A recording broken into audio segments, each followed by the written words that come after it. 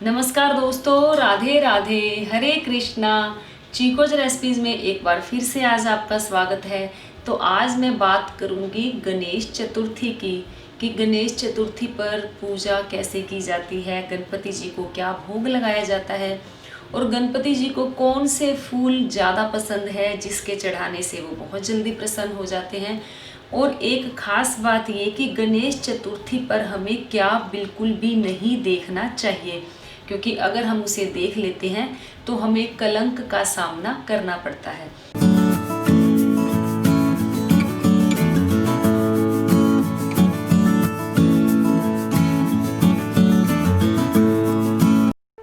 Subscribe करें chikoo recipes को और बेल आइकन को टैप करें मेरी हर वीडियो सबसे पहले देखने के लिए। तो चलिए पहले तो बात करते हैं कि गणेश चतुर्थी आती कब है।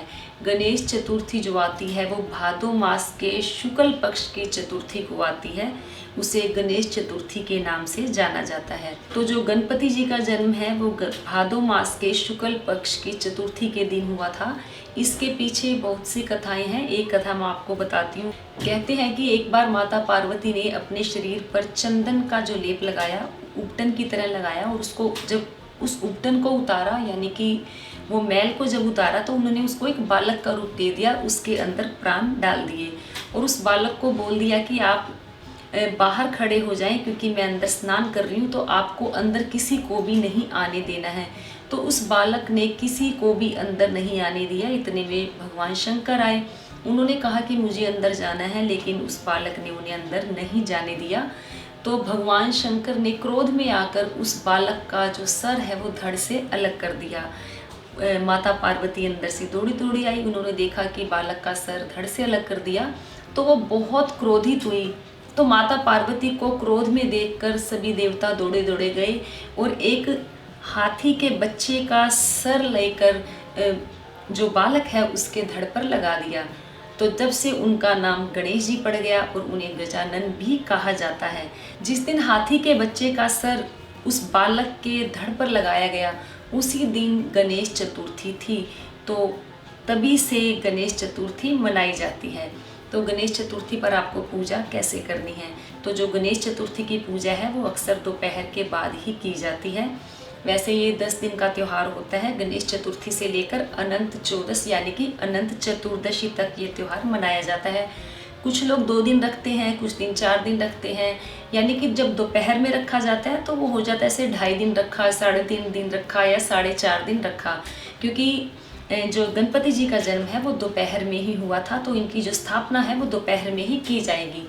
तो जब आप अपने घर में गणपति जी को विराजमान करने के लिए उनका दरबार लगाएंगे, तो सबसे पहले आप अपने घर के मेन गेट पर दोनों तरफ स्वास्तिक जरूर बनाएं और बंधनवार जरूर लगाएं। बंधनवार आप आम के पत्तों की भी लगा सकते हैं, अशोक के पत्तों की भी बंधनवार लगा सकते हैं।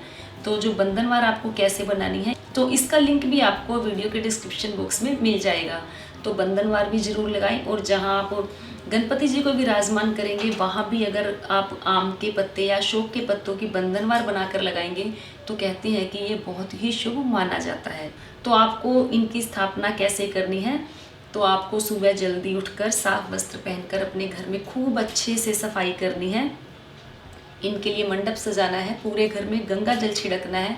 फिर आप इनका एक दरबार बनाएं, फूलों से बना सकते हैं या घर में कोई रंग बिरंगी चुन्नियाँ हैं तो उससे आप इनका दरबार बनाएं। मैं भी बनाऊंगी, आप लोगों के साथ वो जरूर शेयर करूंगी। और गणपति जी मैंने बना ही लिए हैं, आप देख ही रहे हैं कि मैंने गणपति जी कितने सुंदर बनाए हैं। ये इको फ्रेंडली है, इनका मैं विसर्जन घर में ही करूँगी। तो आप भी अपने घर में गणपति जी बना सकते हैं, नहीं तो मार्केट में आजकल इको फ्रेंडली गणपति जी आते हैं, तो आप भी लेकर आए और अपने घर में ही विसर्जित कर दें। तो अब तो ये जो त्यौहार है गणेश चतुर्थी का पूरे भारत में बड़े धूमधाम के साथ मनाया जाता है। तो मैं भी हर साल मनाती हूँ और मुझे बहुत ही अच्छा लगता है। तो पूजा आपको सिंपल साधारण सी बताती हूँ, हर बार बताती हूँ, इस बार भी साधारण सी पूजा बताती हूँ। तो आपको घर की सफाई करनी है, साफ स्वच्छ वस्त्र पहनने हैं, गंगा जल छिड़कना है, इनके लिए दरबार लगाना है। फिर ओम गंग गणपते नमः बोलते हुए गणपति जी को वहाँ विराजमान करना है। धूप दीप नैवेद्य फल फूल से इनकी पूजा करनी है, अर्चना करनी है। कलश स्थापना आपको जरूर करनी है। कलश स्थापना कैसे करनी है वो आपको मैं काफ़ी वीडियोस दे चुकी हूँ और उसका जो लिंक है आपको डिस्क्रिप्शन बॉक्स में मिल जाएगा। बस आप लगातार ओम गंग गणपति नमः बोलते रहें। जो भी पूजा करें, फूल चढ़ाएं, फल चढ़ाएं या इनको जो भी भोग लगाएं, धूप दीप आरती करें, तो ओम गंग गणपति नमः बोलते रहें। आरती तो गणपति जी की ही बोली जाएगी कि जय गणेश जय गणेश जय गणेश देवा। तो आपको गणपति जी को सबसे प्रिय फूल कौन सा है? तो गणपति जी को दूर्वा बहुत पसंद है, तो आपको गणपति जी के लिए दूर्वा जरूर चढ़ानी है। और उनको भोग में मोदक बहुत पसंद है, आप मोदक का भोग भी लगा सकते हैं। और उन्हें लड्डू भी बहुत पसंद है, तो आप गणपति जी को लड्डू और मोदक का भोग जरूर लगाएं। और मैं हर बार गणपति जी को एक मीठे पान का भोग जरूर लगाती हूँ, तो आप भी गणपति जी को मीठे पान का भोग जरूर लगाएं। और जो भी भोग आप गणपति जी को लगाएं, बाद में उस भोग को सभी घर में जितने भी लोग हैं प्रसाद के रूप में खा लें। तो कुछ लोग जो है पूरे 9 के 9 दिन या जितने दिन भी इन्होंने गणपति अपने घर में रखने हैं उस दिन उतने दिन तक वो व्रत रखते हैं, यानी कि एक टाइम भोजन करते हैं। तो भोजन बिना प्याज लहसुन का ही किया जाता है और गणपति जी के लिए अलग अलग पकवान बनाए जाते हैं। कोशिश करूँगी कि मैं गणपति जी के लिए जो जो पकवान बनाऊँ आप लोगों के साथ मैं ज़रूर शेयर करूँ। तो आप भी अपने गणपति जी के लिए अपने घर में अलग अलग पकवान जरूर बनाएं। तो ये तो एक 10 दिन का त्यौहार है, ये एक उत्सव की तरह होता है।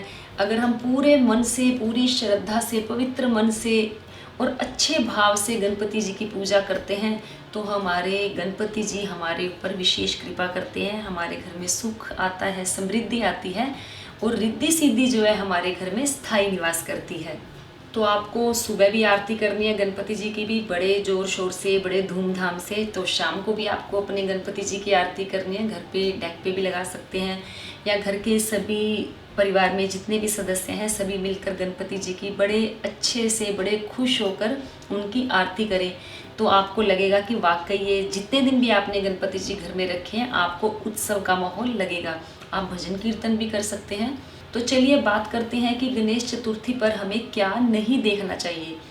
तो जी गणेश चतुर्थी के दिन जो चंद्रमा है उसे हमें नहीं देखना चाहिए, क्योंकि गणेश चतुर्थी के दिन जो चंद्रमा होता है वो बेहद खूबसूरत होता है।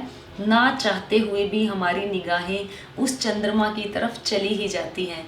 तो गणेश चतुर्थी के दिन चंद्रमा को देखना शुभ नहीं माना जाता है। कहते हैं कि किसी न किसी कलंक का सामना करना पड़ता है।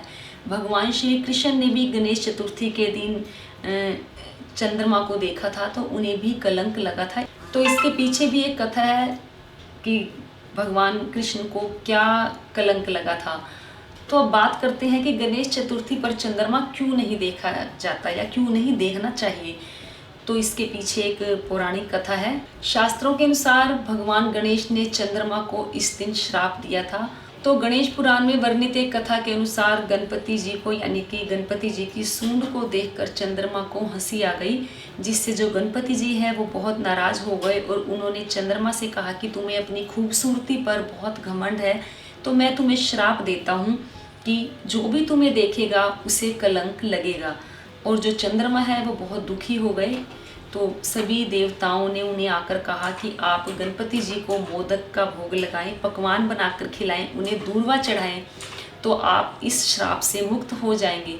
तो चंद्रमा ने ठीक वैसे ही किया, गणपति जी को दूर्वा चढ़ाई, उनको मोदक का भोग लगाया, लड्डुओं का भोग लगाया, उन्हें पकवान बनाकर खिलाए और पूरे विधि विधान से उनकी पूजा अर्चना की। तो जो गणपति जी है वो प्रसन्न हो गए और उन्होंने उन्हें श्राप से मुक्त कर दिया।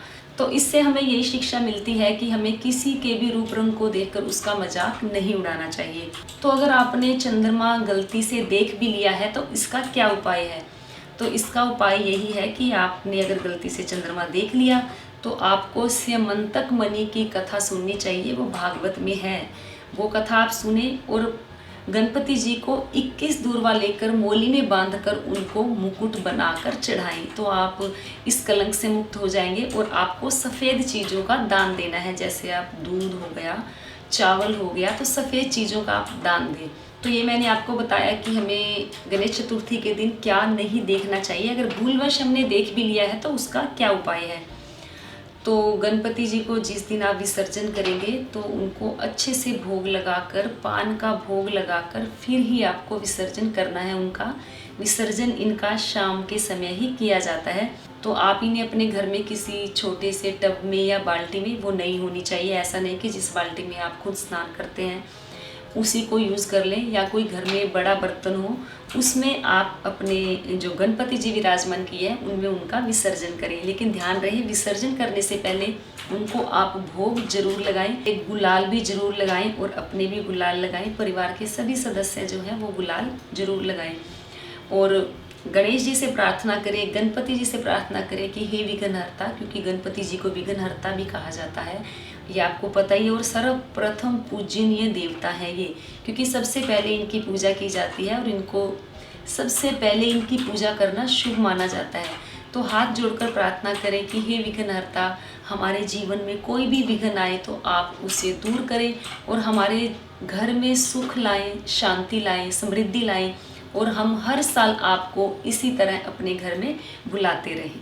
तो ये थी पूरी विधि कि गणपति जी को मैं सरल तरीके से, आसान तरीके से अपने घर में कैसे विराजमान करती हूँ, उनकी पूजा आरती कैसे करती हूँ, मैंने आप लोगों को बताया।